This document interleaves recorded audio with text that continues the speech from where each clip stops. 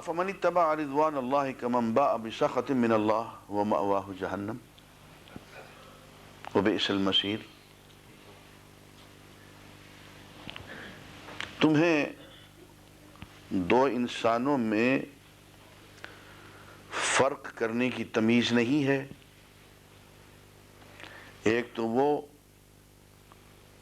جو پوری زندگی میں اللہ کی رضا کا طالب ہے، اس کا اٹھنا بیٹھنا چلنا پھرنا بھاگ دوڑ، اس کی قربانیاں سب اللہ کی رضا کی خاطر ہیں، اس کی زندگی تمہارے سامنے ہے، تم خود اس کو صادق اور امین پکارتے رہے ہو، اور دوسری طرف کمن باء بسخط من اللہ، ایسا شخص جو اللہ کی ناراضگی ہی کماتا چلا جائے، وَمَأْوَاهُ جہنم، اور اس کا ٹھکانہ جہنم ہو، تو بہت برا ٹھکانہ ہے۔ تم ان دو شخصوں میں ان کو دیکھ کے ان کی زندگیوں کو تم فرق نہیں کر سکتے۔ عزیزان گرامی، عبداللہ بن سلام رضی اللہ تعالیٰ عنہ یہودی تھے اور یہود کے بہت بڑے عالم تھے۔ جب حضور اکرم صلی اللہ علیہ وسلم کو انہوں نے پہلی مرتبہ دیکھا، چہرہ انور پہ جب عبداللہ بن سلام نے پہلی نظر ڈالی تو کہتے ہیں اللہ کی قسم، یہ چہرہ کسی جھوٹے آدمی کا ہو ہی نہیں سکتا۔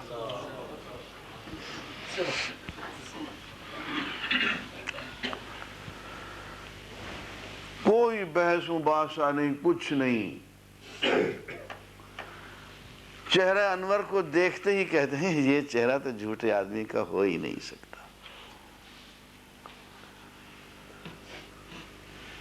اور یہ چہرے بھی انسان کی شخصیت کے آئینہ ہوتے ہیں۔ آپ کسی شخص کے چہرے کو دیکھتے ہیں تو اس پہ اللہ کے انوار، ذکر کی برکات، اللہ کا فیضان نازل ہوتا ہے تو نظر آتا ہے۔ وہ چھپنے کی چیز نہیں ہوتی ہے، جیسے کہ روشنی نہیں چھپ سکتی، اسی طرح سے چہرے کا نور بھی نہیں چھپ سکتا۔ تم اندھے ہو، پہچان نہیں سکتے؟ تمہیں اللہ کے رسول میں اور نعوذ باللہ کسی خیانت کار میں فرق ہی محسوس نہیں ہوتا؟ اور اس کے بعد ہم درجات عند اللہ واللہ بصیر بما یعملون، انسانوں کے ہاں درجات ہی درجات ہیں، اللہ کی رضا چاہنے والوں کے بھی درجات ہوتے ہیں، اور اللہ کی ناراضگی کمانے والوں کے بھی درجات ہوتے ہیں، اور اللہ سب لوگوں کے اعمال کو دیکھ رہا ہے۔ لقد من اللہ علی المؤمنین اذ بعث فیہم رسولا من انفسہم، اللہ نے مومنین پہ بہت بڑا احسان کیا ہے جب ان میں ایک رسول بھیجا انہی میں سے، یتلو علیہم آیاتہ، اللہ کا یہ رسول انہیں اللہ کی آیات پڑھ پڑھ کے سناتا ہے، وَيُزَّكِّيهِمْ، ان کو پاک صاف کر دیتا ہے، تزکیہ کرتا ہے، وَيُعَلِّمُهُمُ الْكِتَابَ وَالْحِكْمَةَ، اور ان کو اللہ کی کتاب اور حکمت کی تعلیم دیتا ہے۔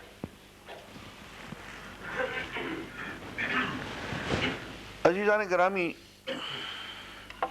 ویسے تو یہ پوری کائنات ہی اللہ کی نعمت ہے۔ فرمایا کہ وَقَدْ خَلَقْتُكَ وَلَمْ تَكُ شَيْئًا، میں نے تجھے پیدا کیا تو کوئی شے ہی نہیں تھا، ہمارا تو وجود ہی نہیں تھا، ہمیں وہ عدم سے وجود میں لایا، ہماری کوئی ذات نہیں تھی، کوئی شخصیت، کوئی حیثیت، کچھ بھی نہیں تھا۔ اس نے ہمیں ذات، شخصیت، جسم، جان، ذہن، سوچنے سمجھنے کی صلاحیتیں اور جذبات کا ایک سمندر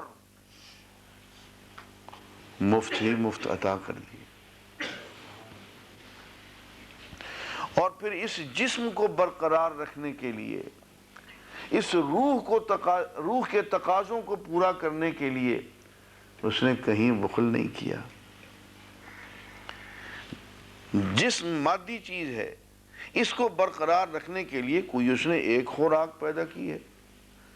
دیکھیں گیہوں کی کتنی اجناس اس نے بنا دی، کتنی سبزیاں، کتنے پھل، کتنے میوے۔ یار 2-3 چیزیں ہوتی تو گزارا ہو جاتا، سینکڑوں نہیں، ہزاروں نہیں، لاکھوں، انواع و اقسام کی چیزیں اس نے ہمارے جسم کی مادی ضرورت کو پورا کرنے کے لیے، اور پھر روح کی روحانی ضرورت کو پورا کرنے کے لیے اس نے کیا نہیں کیا۔ اس نے 1.25 لاکھ نبی بھیج دیے، صحابہ کرام ان سے کئی گنا زیادہ، اولیاء عظام ان سے کئی گنا زیادہ، پھر ایک بڑی تعداد شہداء کی، عاشقوں کی، ہادیوں کی، واعظین کی۔ کوئی ٹھکانہ ہے روحانی تربیت اور روحانی نظام کا؟ اور جس نے اللہ نے جسم کے لیے ہزاروں لاکھوں قسم کی خوراکیں، اجناس، ترکاریاں، پھل، میوے پیدا کیے، ایسے ہی روح کی غذا کے لیے ہزاروں قسم کی فیضانات، رحمتیں، برکتیں، روحانی غذائیں ہزاروں لاکھوں قسم کی پیدا کر دی۔ کسی کو کوئی غذا مل رہی ہے، کسی کو کوئی غذا مل رہی ہے۔ وَإِن تَعُدُّوا نِعْمَتَ اللَّهِ لَا تُحْصُوهَا، اگر تم اللہ کی نعمتوں کو گننے بیٹھ جاؤ تو کبھی گن نہ سکو۔ نعمتیں تو ساری اللہ کی ہیں، لیکن عزیزان گرامی، ایک طالب علم کی حیثیت سے آج آپ کو ایک بات بتا رہا ہوں۔ اللہ نے اپنا احسان صرف ایک موقع پہ جتوایا ہے کہ دیکھو میں نے تم پہ احسان کیا ہے، یوں کہہ کے لَقَدْ مَنَّ اللَّهُ، وہ یہ موقع ہے۔ اور معلوم ہوتا ہے کہ اللہ کا انسانیت پہ سب سے بڑا احسان یہ ہے کہ آقا نامدار محمد رسول اللہ صلی اللہ علیہ وسلم کو بھیجا ہے۔ یہ گنوا دیا ہے یہاں پہ، جتوا دیا ہے یہاں پہ۔ اس لیے وہ دیوانے کبھی کبھی جو میلاد کے جلسے کرتے ہیں اس خوشی میں، ان کو زیادہ برا نہ کہا کرو۔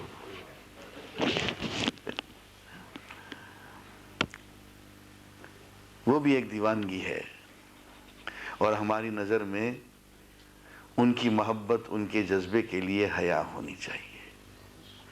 جذبے بعض دفعے الجھ جاتے ہیں، پٹڑی سے اتر جاتے ہیں، جذبے بعض دفعے قابو میں نہیں رہتے، لیکن جذبے تو جذبے ہی ہوتے ہیں، ان کی تو قدر کرنی چاہیے۔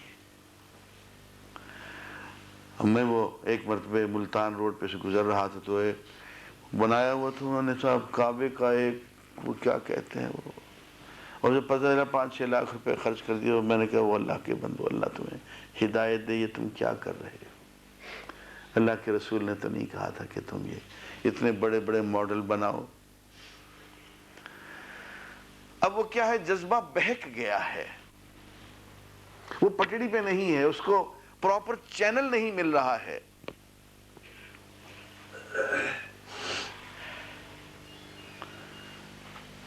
اصل میں رہبر کا کام یہ ہوتا ہے کہ جذبوں کو پٹڑی پہ چڑھا دے۔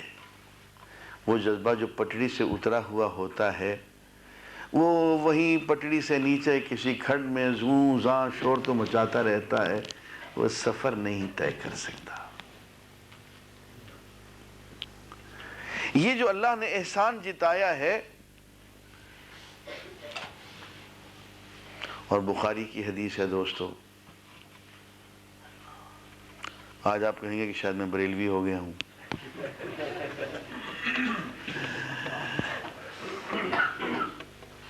بخاری کی حدیث ہے کہ ابو لہب پہ سوموار کے دن دوزخ کے عذاب میں کمی ہو جاتی ہے، اس لیے کہ سوموار کو حضور اکرم صلی اللہ علیہ وآلہ وسلم پیدا ہوئے، اور حضور کی پیدائش مبارک کی خوشی مناتے ہوئے اس نے اپنی ایک لونڈی سویبہ کو آزاد کر دیا، میرا بھتیجا پیدا۔